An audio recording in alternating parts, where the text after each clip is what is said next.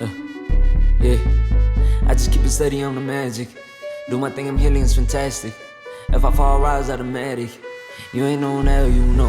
I'm the one raise myself like a tree from the roots. West side girl, cause she lit in the coast. East side girl when she speaks to the roots. Stay 100 cause she on with the truth. Been there on struggle, know that it pass. Only going up, yeah, the pain don't last. Ooh, take off. Ooh, take off. Ooh, take off. This is take off. Shorty like Brandy, fight like Monica. What you know about her? Baby girl rising, way to the top. Shaking the world, don't expect her to stop. Purpose so great, she get what she got. Follow her step, cause she following God. What you need more, got a heart full of gold. Even at times when it's raining and cold. Ooh, she bout take off. Ooh, she bout. What up, y'all? It's your girl Hannah, aka Ruta. You are watching the Uprooted Network, and welcome back to Black Men Speak Sundays. Woo! Yo, I'm excited. This is fun. I haven't done this in a couple months. Been taking a good little rest break, healing. You know, some traumatic things have happened. But we back, baby. We live, and I have none other than the one and only. Okay, the one and only Danny. Okay, Danny Canada. I be calling you Danny Canada. But y'all see him as Danny Tedla. But low key, bro. First and foremost, just thank you for coming on the show. Thank you for Um, having me. of course, and like low key, you're like my personal historian. You know, like Okay. you know. hmm So if you guys don't know, Danny and I met through everything that's been going on in Tigray with the genocide that's going on, and just being in advocacy spaces, right? So like I am on the US side, you know, and doing advocacy here. Danny has been doing amazing work with United Tegaru Canada. And then if you're not hip, why I called him the historian is because he was doing a podcast called Tarik Time. And they were breaking down all the history of Tigray, and it was super dope, hella informative, and I'm so glad it's recorded because I can go back and listen and take notes. So welcome, Danny. How you doing? How's your day? Thank you. I'm doing good. My day's been going good. I've been waiting for this, anticipating this, so it's nice to be here. Oh yes. So I'm excited because I hit you up. I hit up everyone. We're doing pre-recorded this season, and you know, since everything that's been going on, we've spent the last year really just reacting, right, to like everything every day, you know, news stories, articles, we're worried about family, you know, all of these things. Also living in a pandemic that we like to forget about, right? like we're coming up on Yeah. 3 years, right? So it's just been very, very chaotic. And in my pause, in my rest, I thought about, well, what was I doing before this? You know, and what was my life looking like? And how do I get, not that I can become the same person, but how do I kind of reestablish the stability and the structure that I had for myself, and prioritize like my personal growth and development, and how do I now relate that to Tigray, right? So I've been kind of playing that game with myself, and I thought this season, let me just talk to other people. I was like, what are you guys doing? How are you resetting? You know, what does your growth look like? Because I feel like for the last year we've been at a standstill, right? So I invited you, and we're gonna have a bunch of other amazing guests on to just talk about, like, you know, what's your journey? How do you overcome things? And um that's going to be kind of the premise of what we're going to talk about today, everyone. But first, like, I want y'all to get to know who Danny is, okay? Because Danny's super dope, and like I said, I have been super like impressed by just like your level of knowledge on not just Tigray, but like things in general. I'm like, if I ask Danny, I will get a thorough answer. So can we talk, let's talk about that, Danny. Let the people know kind of a bit about who you are, and maybe what got you interested in those things. Wow. Okay. What got me interested in Tigrayan history? So I've always been kind of interested. I think, Mhm. like, my mom is a former member of TPLF. She was a fighter Mm, when she was very young. Tagalog, okay. Yeah. We love that. So she was always sort of filling my head with these things about Tigrayan culture, very casually, not like sitting me down saying this. It would just pop up in conversation randomly. Mm-hmm. So there's certain things, I sort of knew about and I found interesting, like, um, maybe my interest in superstitions in Tigray probably comes from her and her telling me about that stuff when I was very young. Yo, that episode was so good. You guys Yeah. go back. Tarik Time, bro. That episode you guys did on the myths, that was so good. Hmm. So good. I Thank have you. to tell you that. Yeah.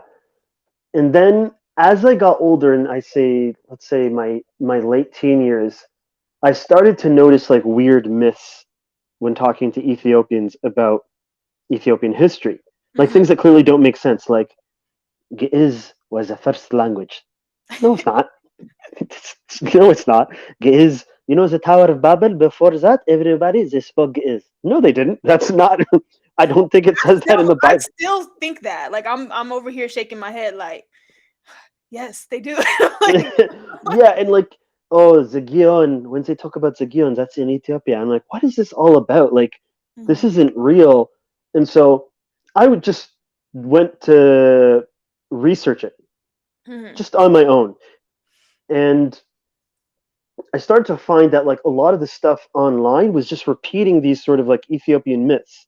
And this is like in high school. So the internet was a lot more, I don't even know how to describe it, maybe mesquite back then. There wasn't a lot more back. It kind of was a more mesquite yeah, place. it was a very interesting time for sure. Hmm. Yeah. And then I had a little moment when I took world history in high school. I don't remember what grade I was in, maybe grade 11, grade 12. Um, and world history just ended up being like extended European history. It was like, so we talked a little bit about China and India. And it was like, there's like lots of other amazing, cool, massive civilizations. Why aren't we talking about those ones? And then it didn't mention Africa at all, except for Egypt. They love Egypt. They love them some light skinned Egypts. Like Mm-hmm. Egyptians, So they love them. I put my hand up, asked, why isn't there anything else on Africa? Because I knew what I was told about Aksum, our history and this and that. I knew there was an Aksum. I didn't know much about it, but there was something there. And then they said, well, African history is oral. It's not written. So we don't know anything about it. And I was like, I don't know if you're wrong, but it feels like you're wrong. So I went to the library of our high school. Yeah. And I went into the Africa section, in the history section. It was small, but there was books there about Africa. Like, and I mean, there was like a book just about West African history that was like thick, like maybe 1,000 pages or more. Like when people used to read encyclopedias, like those thick ones. Not encyclopedias, just about. No, I'm saying literally, like the size of how yeah, much. yeah, exactly, the size of it. Yes, yes. And I'm like, okay, if this exists, the information is there. It's not being taught in our school for a certain reason. I don't know why. So then, as I got older, maybe like in my early to mid 20s, I just started to like research things just out of curiosity because I wanted to know what's our history about, because it's hard to find information.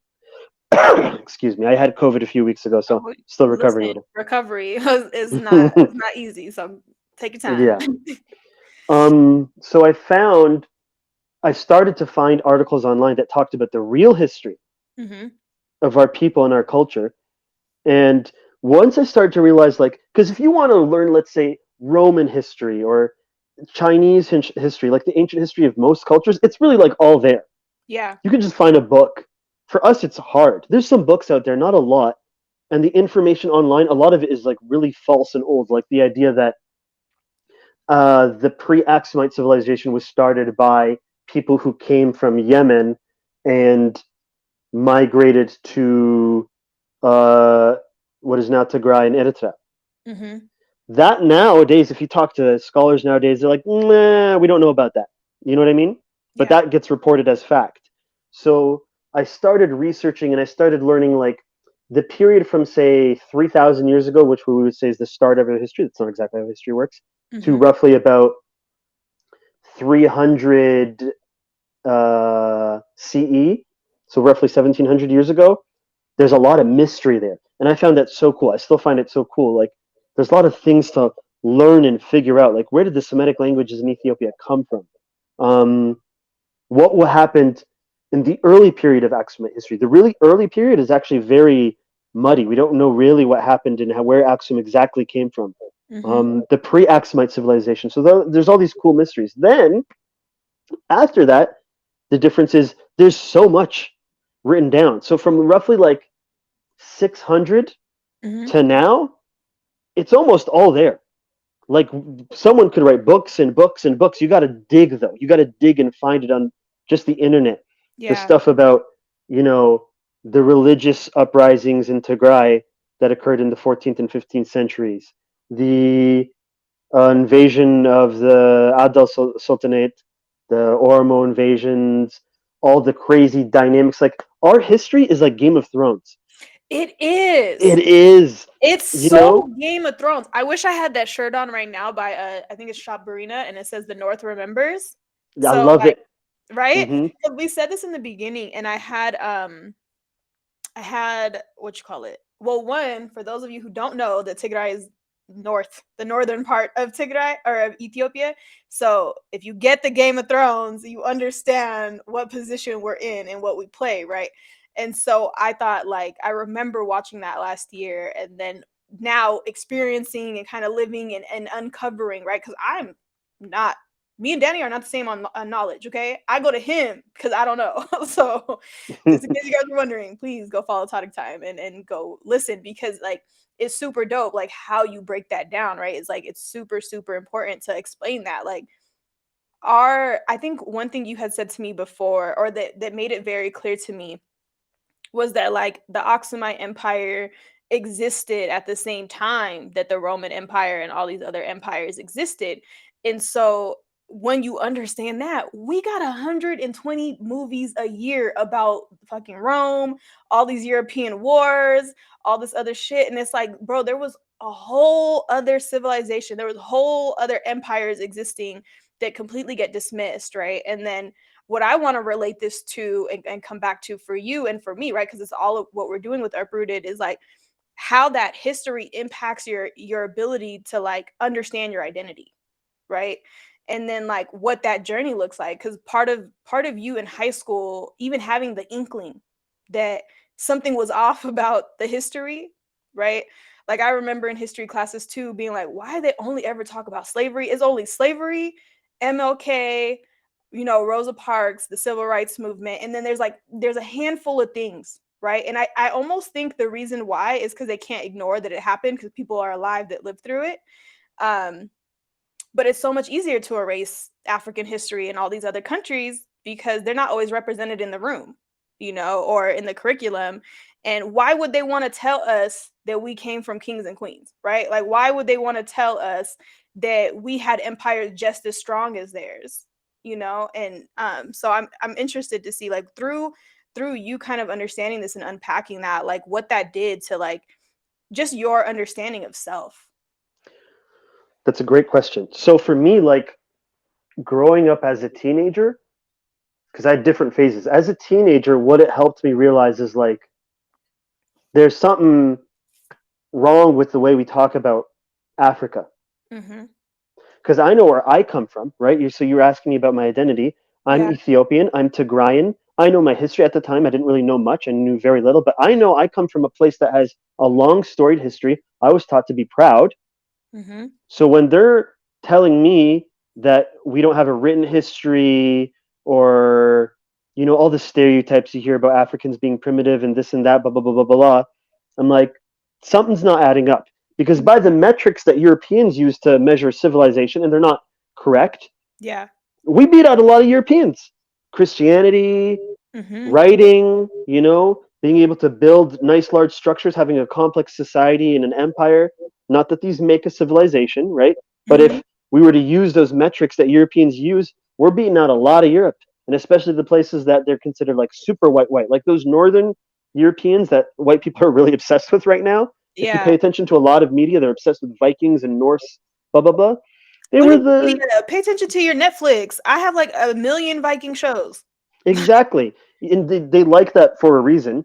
It doesn't really make sense, because if you're gonna if you want to focus on a European civilization, it's got to be Rome. That's the premier European civilization. The Norse people didn't become Christian or quote unquote civilized until honestly like the 9th, 10th century. Eastern Europeans, a little bit later too, honestly. So what we're being told and what we're being sold isn't adding up with what I know. So now I'm understanding like there's a mismatch, and that mismatch must be happening for a reason. Mm-hmm. So that was like the first part of my journey. Yeah. Then as I got older, I started to understand that, what am I trying to say here? That like, what you're taught isn't necessarily always true, right? Just Mm-hmm. because you're taught in school, and school is an organization and a structure that's sanctioned by society, doesn't mean what they're teaching you is always not even necessarily teaching you. Because what they're teaching you isn't necessarily false. It's usually what they're omitting. They're Mm. omitting African history. Yeah. And that, plays into stereotypes and ideas that society has about Africa. Africa is without history. Emmanuel Macron, the president of France, said like only like 5 years ago. I think he was invited to an African summit somewhere. I don't remember the specifics, but he Mm-hmm. said to a bunch of African leaders and Africans to their face, "Africa has no history. It has only entered history." The French president said that out loud like 5 years ago, That's right? so disrespectful. I mean, Yeah. I don't be paying attention to them niggas, so I'm like, Don't. They're not worthy of your attention. But like, what? It's the audacity for me. You know what I mean? Like, it's really, really the audacity for me. But I think what you were saying too, with the omitting, is that they're narrative building, right? And like they're building the exactly. narrative that suits them and keeps them in Exactly. the light. And it informs a lot of how the world works, even what's going on in Tigray right now. So, like, Mm-hmm. if I talk to people about what's going on in Tigray, they'll say something like, "Oh, that's Africa," or "That's normal. That's what happens there." No, it's not normal. That's not what happens here. Yeah. You know what I mean? And that's part of that sort of wider web, Mm-hmm. right? In my later years, in my 20s, my journey was learning that a lot of what we know about Ethiopian history is frankly anti-Tigrayan, Mm. not true. And that stuff I was telling you about, those myths, they're created to center Ethiopia as this like a lot of Ethiopians outside of Tigray really think of themselves as like the center of the universe. If something didn't happen in Ethiopia, it didn't happen, Mm-hmm. right? And then we have all these myths that are very like honestly anti-Tigrayan. So like I'll give you an example. Okay. I'll give you guys a quick little history lesson right now. The Zamana Mesafint, right? I don't know if you know about that. That's the era of the princes. Mm. So the way this is taught, and you'll hear about this everywhere, even academic articles, the way it's written, they talk about Zamana Mesafint, like it's a given. So it's this thing where the emperors lost power, Mm-hmm. and the warlords and regional leaders of Ethiopia became powerful, and there was chaos. Okay. So that's the teaching. When I started to do my research, I'm like, before the Zamana Mesafint, Mm-hmm. there was all kinds of chaos, and the emperors, their power waxed and waned depending on the person or the situation they were in. Mm-hmm. There was, as I said, religious rebellions in Tigray. There was actual rebellions in Tigray. There was rebellions in the Agbo areas. There was never really any peace beforehand. The Adil Sultanate invaded, as I said. The Oromos invaded, as I said. Right? Mm-hmm. So then, after also the Zamana Mesafint, there was still chaos really until Menelik came around. So then what's if the central thesis of the Zamana Mesafint doesn't make sense, then why is that a story? Why is that a narrative that's been built? Well, the person that's said to have started the Zamana Mesafint is Mm-hmm. a Tigrayan man, Rasi Mikhail Suhul. Hmm. He had the emperor at the time of Ethiopia executed by being strangled with a single thread of red silk. That's There's a so lot of backs. Yeah, yeah. because you couldn't pierce an imperial, like a son of the Solomonic dynasty, you could not pierce their skin with a knife or with a bullet. So the only way that you could kill them is by strangling them. I know they can't see my face if they're streaming it, like, and they're listening audio, but I just did a whole, like, my eyes got big, like, "Nigga, what'd you just" Yes, that's why when they wanted to so get rid wild. of someone, they Mhm. would put them on usually like a mountain somewhere, and then I don't know, just sort of like exile them in that mountain. You live in that mountain for the rest of your life. The English did a similar thing. They had a special tower. I don't remember. It's still around. What it's called, Mhm. where they would put princes there who they didn't want to take over. and you go live in that tower for the rest of your life. But Imagine being born and like not having a choice over that. What if you didn't want to be king? yeah, and it That's doesn't wild. matter because someone might grab you and use you as a puppet, Yeah. because Okay. that's what power. I was like, let me not take you too far a tangent because I was really But like, what? That's wild. yeah, yeah. So Okay. let me finish Yeah. painting this picture. So he had him killed, and then after that, he decided who several emperors were. The Mhm. most powerful man in Ethiopia was the Tigrayan man, and the rest of that period, roughly 200ish years, the most powerful warlords in Ethiopia were Tigrayans. Mhm. The center of power switched from Showa to Mhm. Tigray, and that was seen as an aberration. So, regardless, it didn't actually change the material situation in Ethiopia. What Mhm. happened was Tigrayans gained power, and that was considered like chaos, horrible things. Even though if you look at the actual,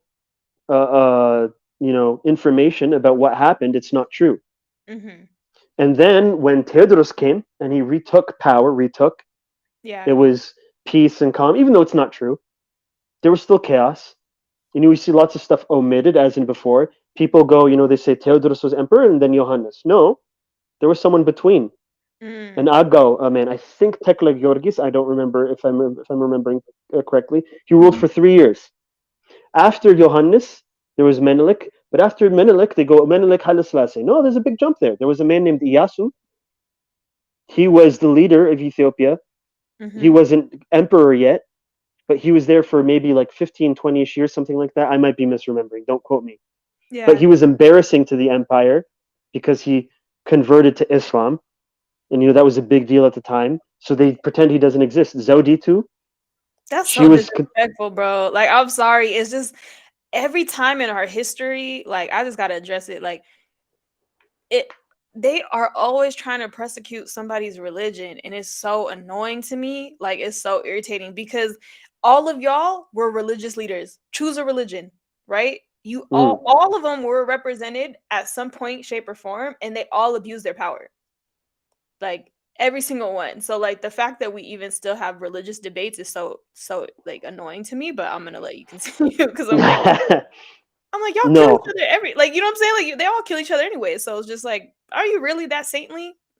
No. yeah, So yeah. But basically, what I'm saying is like this one central story of Ethiopian history that people don't challenge to me makes no sense and is very clearly a way to denigrate Tigrayan rulers. Even when you look at it from the perspective of people like to talk about Ethiopia's military history and how amazing we are.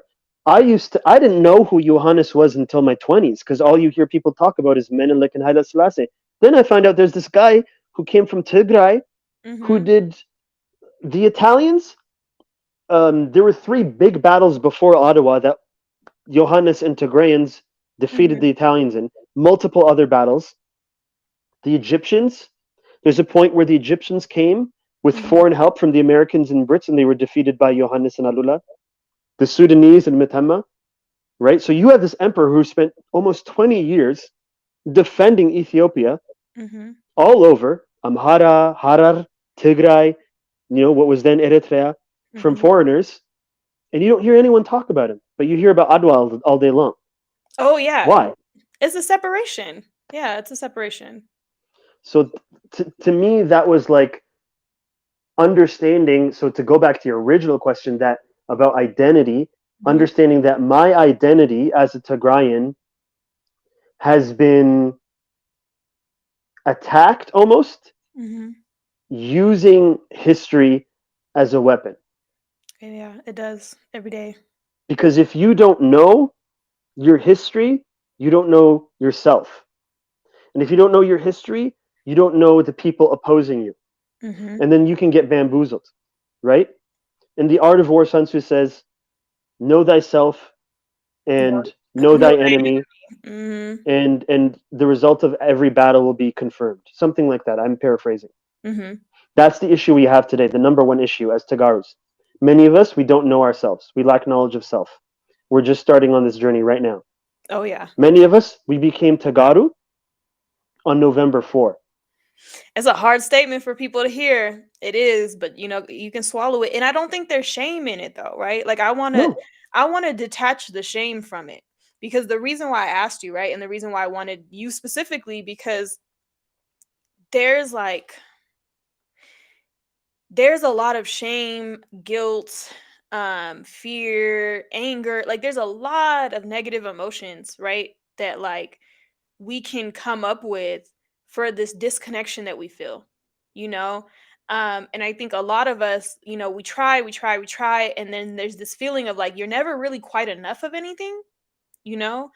And it's really hard to like try to understand or learn about yourself, right, and your ethnicity and your culture outside of that culture, because everything else around you does not reinforce it, right? Like everything around you contradicts what what you know to be true, right? Which is what happened to you. It's like at home your parents are telling you one thing and you're learning this and you're so proud of your culture and who you are and all these, you know, beautiful things, and then you go outside and it's like that's not the story that you're getting, that's not the language that you're getting, the narrative.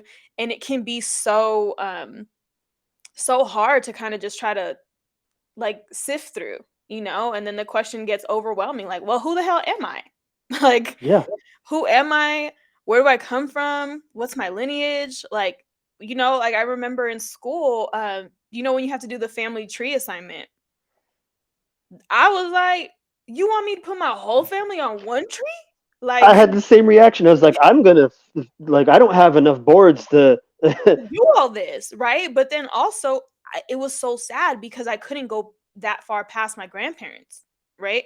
It was like, to me, all like, I know my grandmas and I know one grandpa, right? And when I say no, I've only got to meet him in person like 2 or 3 times in my life, right? And that's more than anybody sometimes, or not anybody, but some people don't meet their grandparents at all. And we don't know that, right? Like we don't know that. And like most of the time in a traditional like nuclear family setup, right? Or like cultural setup, your grandparents do most of the history teaching. You know what I'm saying? Like your grandparents do most of this, like, oh, well, this is how things are. This is where it comes from. Because parents on a day to day, like they're trying to survive. They're trying to make sure you have all your basic needs met. They're doing the best they can, but it's overwhelming to manage that. And so usually grandparents play that integral role. But also, we're not going to school in Tigray, right? We're not going to school in Ethiopia even. So let alone like learning our own history, we're learning a completely different history. And in the white man's history in America, they're not trying to make us feel great about ourselves at all. And so I asked that question because I was like, what does that do for your self-confidence? Like who you thought like of yourself first, right? Or like your understanding of self. And then now having all that knowledge, being able to be like stand firmly and like, no, I know who the hell I am. Like I know who I come from. Like I know our struggle, and to be able to still find some pride in that, you know? Yeah. Um, I'm interested to know too, because I have this theory, right? That like certain gifts and skill sets, like travel and families, right? Like there's certain personalities I meet, and I'm like, a lot of people I meet from Aksum are usually really good at history or like Hmm. know something about it, and are serious advocates. Like when I notice like who really shows up in a lot of those spaces as like thought leaders and like social justice like oriented or philosophical in that way. And I always found that to be really interesting. So like for you, even when you were kind of uncovering that, did you find anything cool or interesting about yourself that you were like, yeah, I'm about to own this now, like I want to make this part of my personal identity?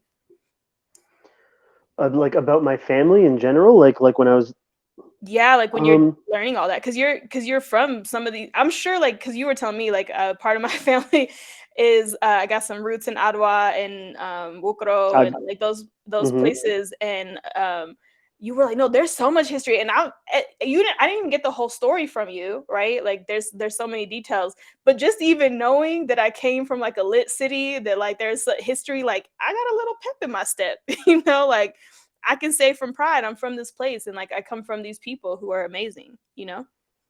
Yeah, like, so for me, I'm lucky. I would always ask, like, and again, same thing in my 20s, it became more intense. Like, it literally became in my 20s. I have a family tree I wrote down from Mhm. both my parents' side, where their mom, their dad, their mom's dad, all the siblings, blah, blah, blah, blah, blah. I have a huge family tree.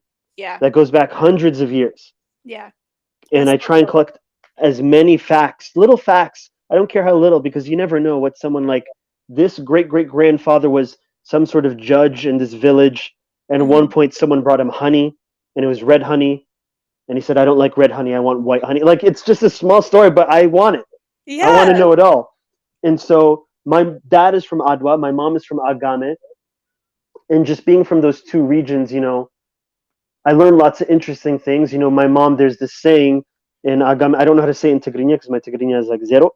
But it's like, if you don't come from Agame, you're either from here or from there, which basically means if you don't come from Agame, you're nothing.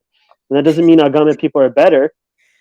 What, like, the idea is, like, anyone who's something, their origin comes from Agame.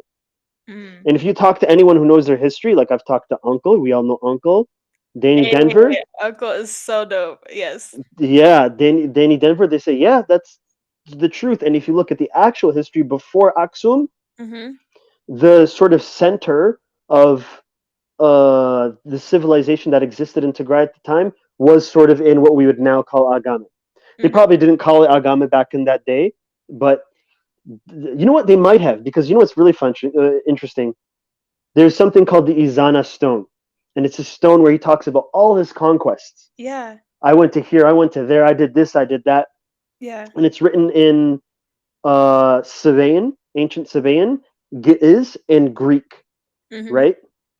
And one of the areas he talks about is I conquered the Agame.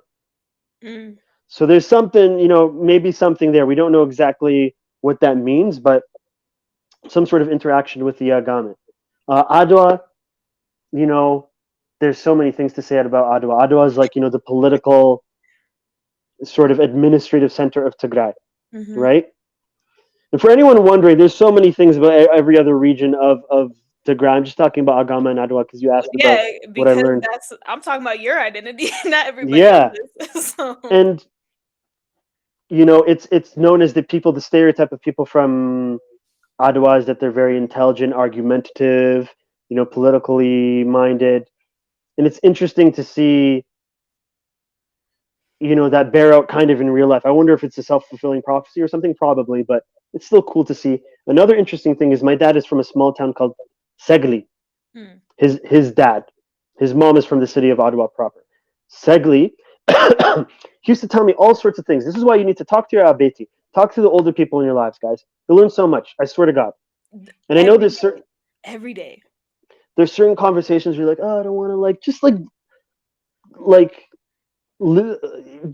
go through it, if even if it's something you don't want to hear about, because they'll eventually get to something interesting. And when people say, like, yeah, they will. They If you're will. No, I talking, know what you're talking about. It's like sometimes they're long-winded. I'm gonna tell you guys, get better at asking questions. Like, you know what I mean? yes, Get better get better at at, asking questions because and they like will give you the story if you ask the right question.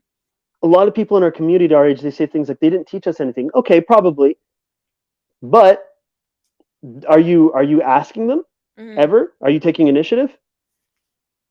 Because they'll like, I know what it's like. Like, someone, I was talking to Feba once, and she was like, you know what it's like when you ask your someone in your family a question and they just don't want to give you a straight answer, and they'll just find, like, they're so good at not giving straight answers. If Yeah, you're persistent, eventually they'll talk to you yeah, that's true. and they'll tell you everything. But my dad was telling me about his village Segli, and he told me all sort of cool, interesting things, like there's a cave there, there was like bodies. I've heard similar things from my mom, and there's like, Tigray is like, when they say it's an open living museum, it is. There's stuff everywhere. Like my mom's village, they would Mhm. tell me when someone would build a new house and they would dig to Yeah. build the foundation, they would find old pottery, stuff with butter and honey still inside it, old, all Mm. kinds of crazy things. The interesting thing my dad told me was in Segli, and I didn't believe him because I was still in the mindset that old Ethiopians just make up stuff all the time.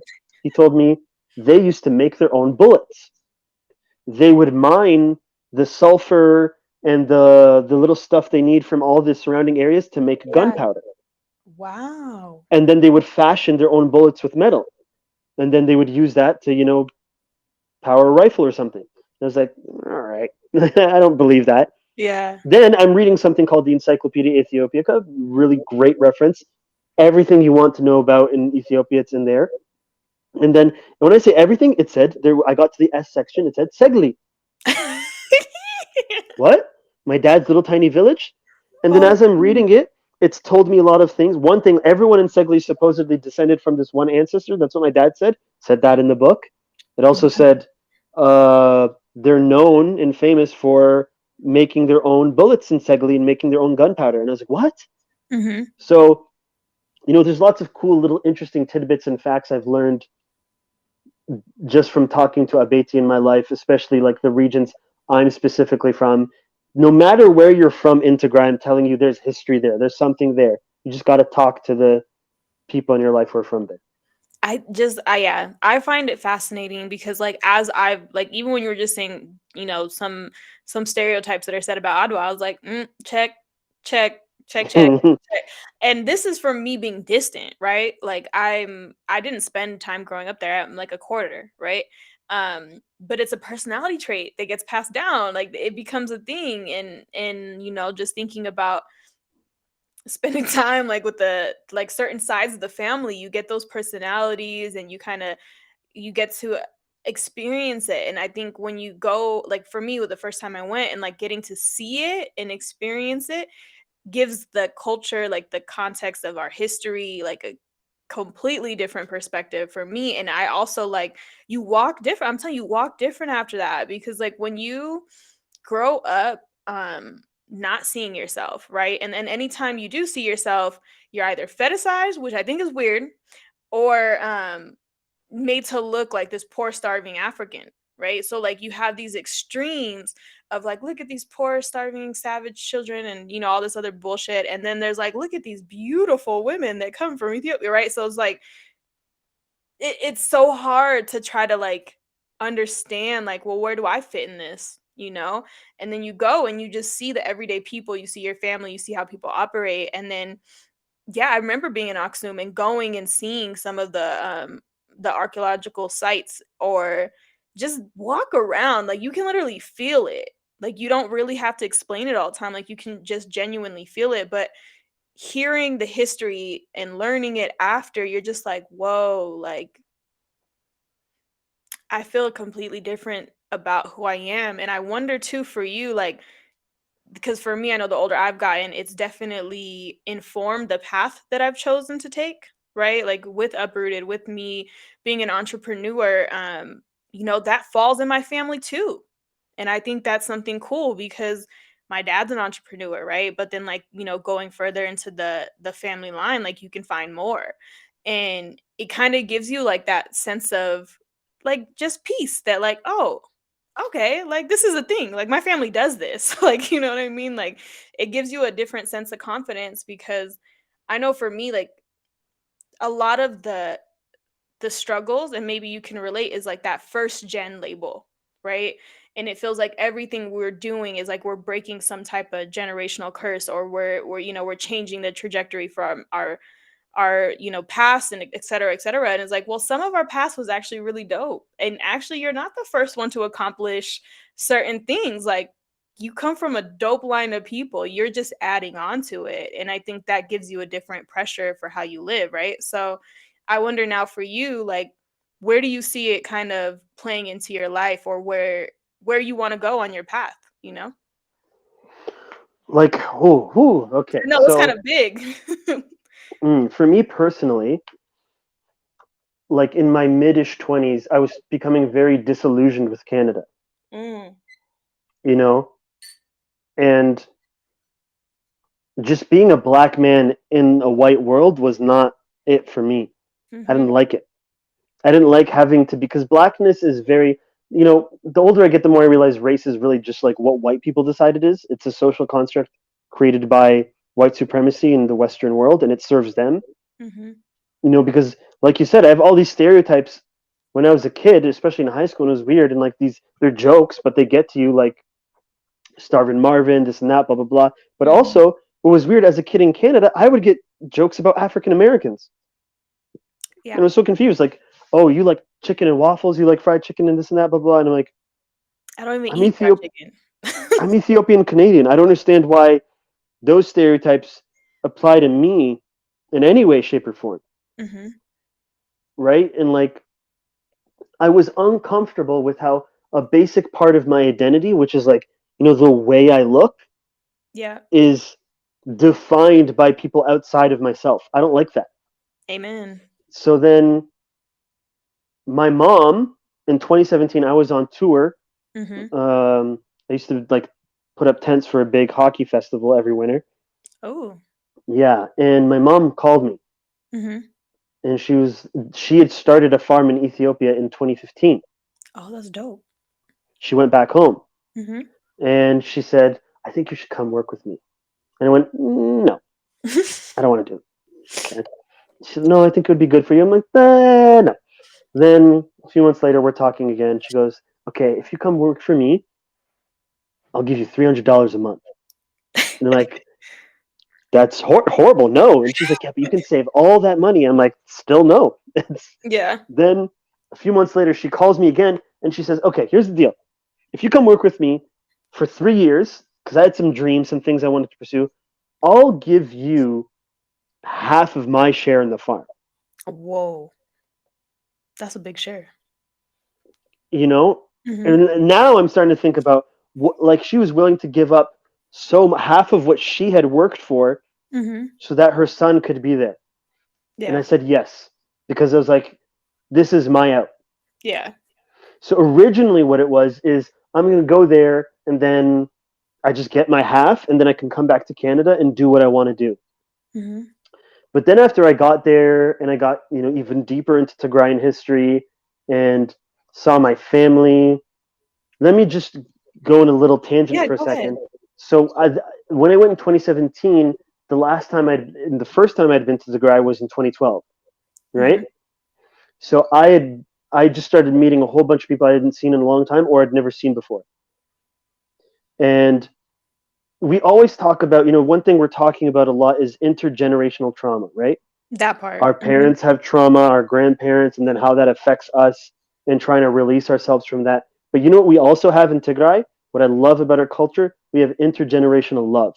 Amen. People who'd never met me before, but they loved my mom, loved me because they loved my mom. Mm-hmm. They were so happy to see me. Big, when they give you the mwah, mwah, mwah, Yeah. mwah, and they normally three, but they do like five or No, six they because do they, like uh, 20, bro. They just miss yeah, a lot. Like my face yeah, be yeah, so oily after that. yeah. So that was like a transcendent experience for me going to Tigray. And I was in Addis for most of the time when I was in Ethiopia, but Tigray was like, this is it. This is where I'm from. This is where I'm supposed to be. I'm not supposed to be, never mind Addis, I'm not supposed to be in Canada. This is where I'm supposed to be. And I'm just looking around. Like, I loved everything about it. I love the atmosphere. I love the ambiance. I love the people. I love the landscape. I love the history. I love the culture. I love everything. So, slowly over time, I was like, I'm moving to Tigray, right? Yeah. I'm going to start a business in Tigray. I'm going to start a life in Tigray. That's where I'm going to go. And I slowly started to figure out, money, this and stuff, and all the practicalities of what you need and what I'm going to do. In November 3rd was the day I called my cousins Mm-hmm. in Tigray. I called one cousin in Makale. I said, can you see if you can find any cheap hotels for me because I'm cheap and I don't want to spend a lot of money. Yeah. And then I called my other cousin in Adigrat. I said, can you guys prepare? I'm going to come, just so you Mm-hmm. know. And then the next day was November 4th. So I talked to my mom. 3 years had passed at this point. And in December, we talked and I was like, I think it's time for me to go back. And she was like, yeah, I don't think I want you here right now, the way things are. Mm-hmm. And, part of my motivation was I'm one of the few people in my family with a foreign passport. So it feels like it's my obligation to come back, work as hard as I can, save up as much money as possible because I got to go back home and help my family. Mm-hmm. And so the two things interline. I'm going to go back home, I'm going to help my family, and I'm going to go back and start my own life there. So that's my journey. And that's that's how I got to where I am now. That's so dope. Because we talked about this offline, so y'all don't get the privilege, but Danny's vision for what his life is going to look like out there is on point. Okay, it is on point. I will visit, have a bed made for me. Like, Mm-hmm. it is going to be so beautiful and so amazing to watch happen. And it's, I guess the part that's so beautiful for me is that you want to go back. That I get emotional because I'm the crybaby of our friends, um, and it just is like, I don't know, like it feels very much so. Like when I talk about Uprooted, let me take it back, right? And why we do these conversations, it's like for so long, like I felt so very disconnected from like who I'm supposed to be, you know? And then like just even who I am in any context, like I'm like, what? Like I just could never feel fully comfortable. And so I know what you're talking about. Like the first time you go back to Tigray, it's like, like you can breathe. Like, oh, are we all the same? Like, like I can see people who look like me, who talk like me, who eat like me. Like there's certain things I don't have to explain myself a lot. Like, like there's people like besides just being the diaspora, that part you always have to figure out. But in the sense of when you've grown up in a place where you're always the only black kid, you know, especially as smart as you are, I know that me and you were in classes by ourselves, right? Because all the other black kids were put in regular classes, you know, and it was like, oh, we're gonna put her on these special advanced classes with all the smart white kids. So like it literally was just, it was so isolating, and then to see you be able to like reclaim your history and like your understanding of self, but then also want to go back and like live there and like have that, you know what I mean? Have that be your future because it was taken away from us is like so emotional for me because it's like, damn, like I had the same conversation with my dad before the war because like I said, my dad's an entrepreneur. He, moved back when I think I was in high school, my parents split. And he would just be like, can you just stay here? Can you just manage this? And I want you to do this. And he's like, building all types of things. And he's like, why do you want to stay in America where you have to compete against all these people who, don't value you, don't, all these things, like when you could come here and you can build something like and you can do it your way, and you can be like just your full self and like help people and all do all the things you want to do because there's not as many roadblocks or obstacles. And I too was like, no, no, no. Like I'm not going, I'm not doing this. Like, my mom and dad have been trying to put things under my name and I'm like, no, like whatever, right? And it's just like to now get to the point I'm not fully invested in being there 100% of the time just because I have a travel bug in me. But it's just so beautiful for us to get back to this place where it's like we can now reclaim our home, which was always our home, rightfully, and like to fight for that and to like claim that and love it. And I know like as diaspora, like our families back home are just proud of us even wanting to like claim being Tigrayan. You know what I'm saying? Like Mm-hmm. I'm getting emotional about it now, but it's just I can imagine like what they feel like because we can't talk to them all the time. We have a language barrier. We have all these things, but like when you're there, you don't have to say anything. Like love is felt. You know what I'm saying? Like you don't have to say Mm-hmm. I love you. You can just tell that they love you because the way they treat you. So that was a beautiful share. Thank Uh, you. Thank you for sharing. oh yeah, you know me. I'm too transparent sometimes. Um, but I want to know too because in that journey of going back home trying to build a life there and those obstacles of logistics, right? Like logistically, how do I make this work? um what would you say were kind of some of the biggest obstacles in trying to like even get into that mindset, right? Because you're like, okay, I'm gonna move. Wait, you're not moving states, you're not moving cities. Like you're moving Mm-hmm. continents.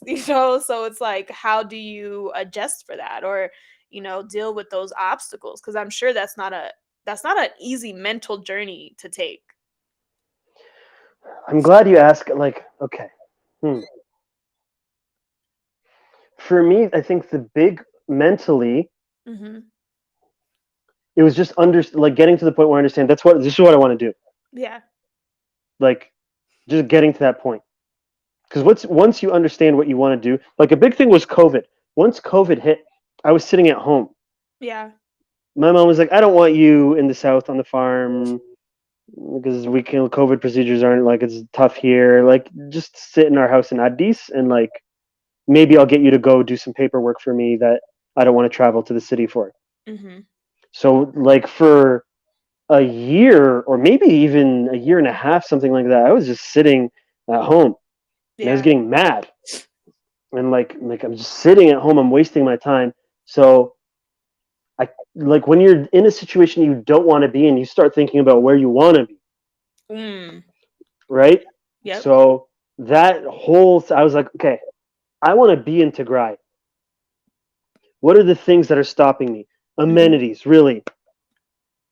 That part. I'm an easygoing guy. You know what? There's no water, I can deal with it. There's no electricity for a day or two or a week, I can deal with it.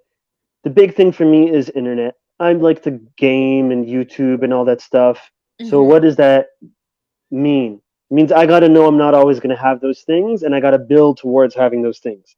Yeah. But once I realized that and internalized it, it's good. It's good. It's all good. I Yeah. know when I go there, I'm not going to have everything I want right away, That part. but I'm going to get there. Mm-hmm. So that was the big thing. Number two, money. Understanding how much money, because money is Money. real. Yeah, it is. I hate it too It, sometimes, but we gotta accept it. We gotta use it. yeah. I'm going to want to start a business there, Mm-hmm. so I need a certain amount of money, and I need to do a certain amount of planning about the business. A formulated business plan and what that's going to look like. But after that, I think I really realized sometimes you just got to jump in and do it. That's Like part. like if you because you're not going to be able to plan everything out, especially like with if this were like some normal quote unquote Western country where you could like look at all the you don't need to do that with all to really at all with Tigray. Like you got to go there Mm-hmm. like a business license. What's a business license going to look like? No idea. At the time, I knew it was going to be like I don't know if you guys have ever done business in Ethiopia, but seeing the way my mom worked, it's like getting a business license might take like 6 months. Like getting this or that, you're going to always encounter obstacles Mm-hmm. starting something up, and in a country like Ethiopia, it's going to be worse, to be honest. So you just got to I was in my mind, I was like, I'm just going to go and we're going to figure it out because I got all the other stuff. I know where I need to be mentally. I Mm-hmm. got the money. I'll just figure out the rest. You know what I mean? That's literally it. I'm telling you, my dad has been an entrepreneur my entire life, right? Pretty successful, some not so successful moments, right? But like always bouncing back. And like I remember struggling, trying to like because my mom's, most of my moms, right? Like they are very worrisome and not always the biggest risk takers and follow the rules and all that good stuff, right? They're planners. They're planners by nature. Um and I like was trying to like like play this like jigs like I was like how do I because I worry a lot and I plan and I do all this but like I also want to do a business and like you can't have all the answers, right? Like you're building it, you're creating it, and so some things are not created yet because you haven't gotten to them. So it's just been this beautiful thing that my dad was saying that too, like he was just like first I always do his accent. He's gonna be so irritated one day, but it's like first you have to have hasav, like you have to think, right? Mhm. He was like, if you have an idea, if it's a good idea or a bad idea, like you have to think about it completely. Like, can you see the whole, like, the whole picture, the whole vision? And I'm like, I speak English. I'm like, can I see it? Can I visualize? You know what I mean? The manifestation of what I'm trying to create. So you got to flip the language so you also understand what they're saying, right? And he's like, if you can get your mind right and like you can see the vision clearly and the goals, he was like, don't even worry about the rest. The rest will figure itself out. But he's like, can you get that very clear? And he was like, if you do that, the people, the resource, the money, all of that stuff will come, you know? Mhm. And I've seen that happen time and time again for myself, like started this off a whim, and here we are about to be in 2 years, right? So it definitely is an adjustment. Like, can you make a mental adjustment first? And one more. This is super Yeah. important. I didn't realize this. You might fail, and that's fine. You Mm-hmm. really like it. Might like I'm like I told people my business idea, and they're like, it's not like I want to do a restaurant. I I think know. I could do one because I've Yeah. seen the restaurants in Ethiopia, and it's like Ferengi food made by people who've clearly never tasted Ferengi food. So I'm Yeah. like, I've tasted pasta before. I can make a decent pasta. Like, I can figure it out. Blah blah blah. Yeah. And people are like, oh, restaurants are like, they're not so great. You can lose a lot of money. And I'm like, well, who cares? What like, if you keep, I don't know, you're never gonna find a business idea or that's like a sure thing. Because if you Mhm. did, then everyone would be doing it, That part. That right? part. So just know you might fail, and that's fine. And And if that's I'm gonna, okay. if I'm gonna fail, I want to fail in Tigray. If That's I'm a gonna good succeed, part.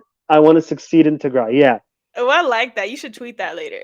Because I like that. No, it's the honest to God truth. And what's crazy is like I had this really big fear of failure that I had like developed over time.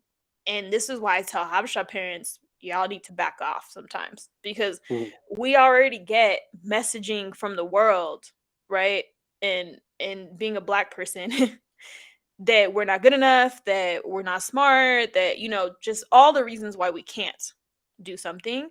And then you get this extreme pressure at home, in our community of like being an overachiever and excelling and like making up for, like, well, we sacrificed so much to get you here, so this and this. I'm like, no, first of all, you sacrificed let me not go too much of a tangent, but I'm like, you left to survive. You didn't even have a kid yet, let alone you came here for me. No, you came here for you.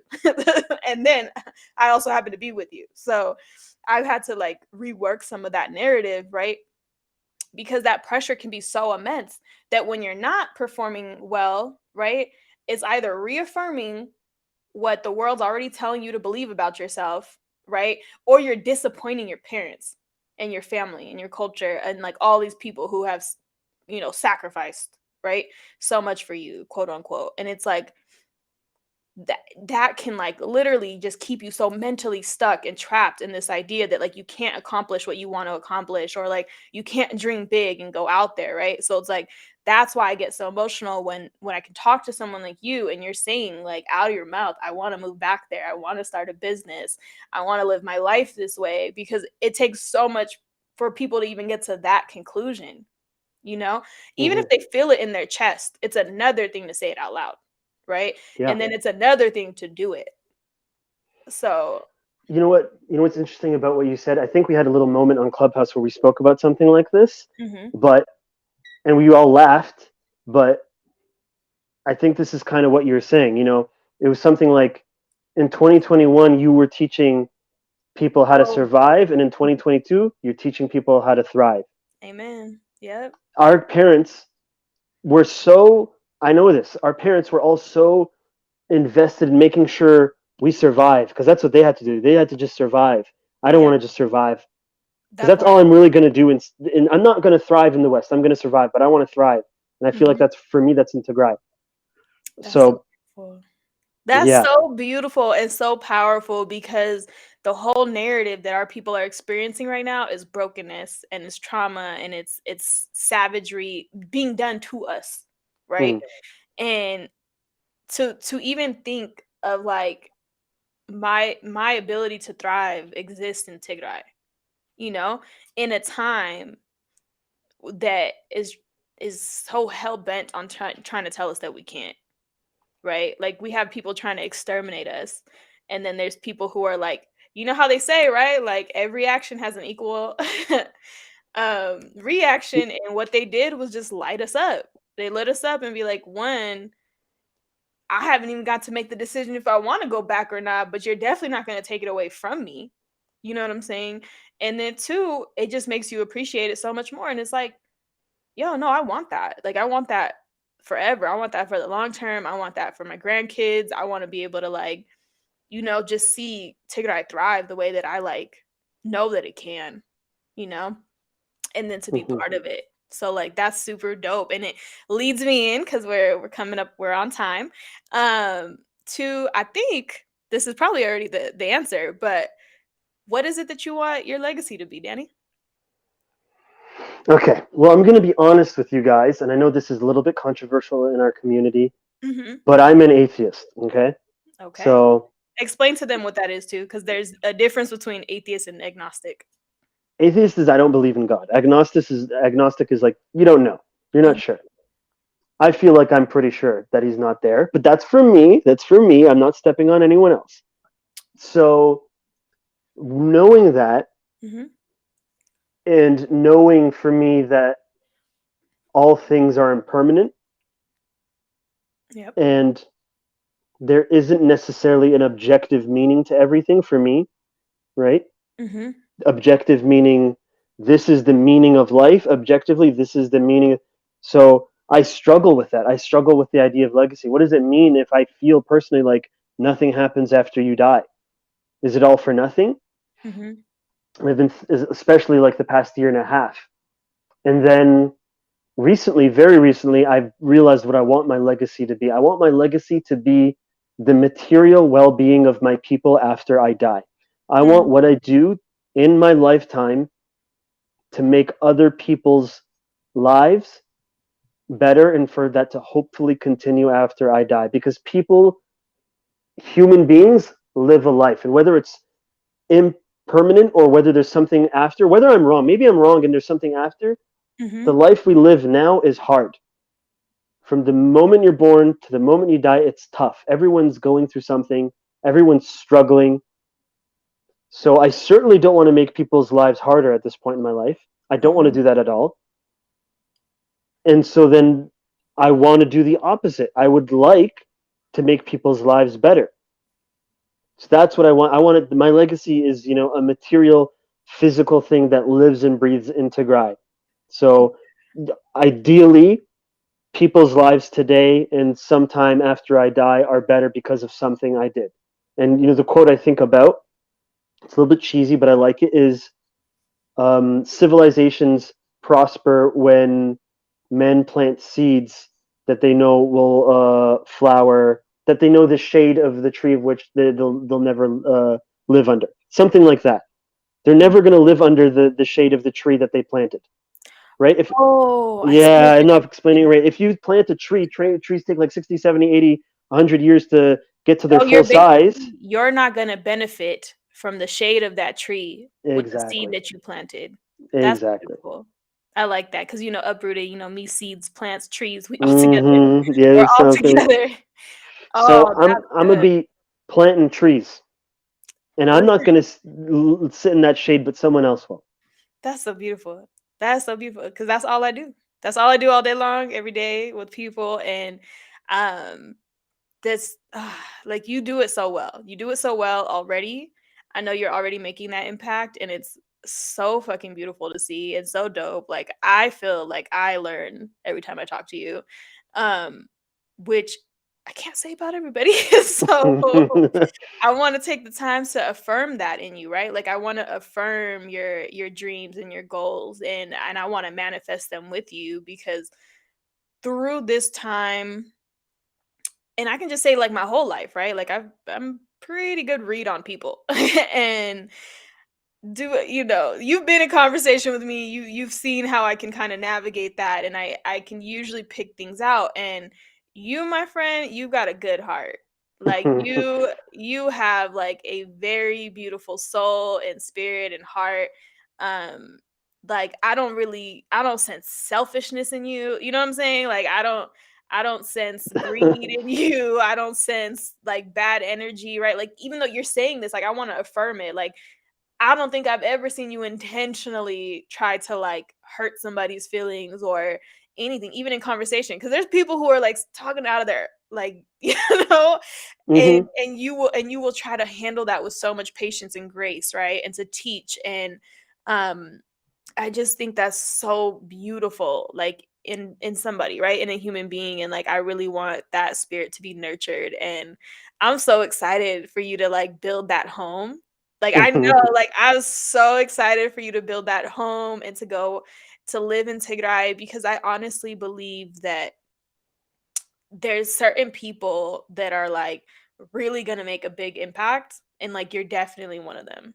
You're No. definitely you're gonna do it. I can see it, I can sense it. I'm on the journey with you. I am gonna support you through it. You know, I got lots of connections too. So like whatever it is that I can do to help, like I want to make sure that I do that, because you know, Danny, you're a rock star. I think people sleep on you way too much, but like you're a total rock star and a badass, and like there's just so much in that, and I wanted you to know that. I wanted you to feel that and like hear it, and it's recorded, so like anytime you're having a bad day, you can run it back and be like, bro, I fuck with me. Like, you know, like I fuck with me, I'm a good person, and like other people can see that too, and they might not always say it, but I'm sure once this airs and people get to even just hear you talk more, like they're just gonna be like, this guy's so cool. Like I really feel that and believe that. So I want to give you some space too to think about, you know, if you want to respond to that, but also, you know, us closing out the show, if there's things you want to share with the people, anything I missed that we didn't cover, and give you space for that too. Yeah, I just thank you so much for all of that. You know, I'm one of those people when I hear compliments, I get really, really uncomfortable. So it's like I don't know how to deal. You know, it's hard to live in that Yeah, space sometimes. I know. But thank you so much, really, from the bottom of my heart.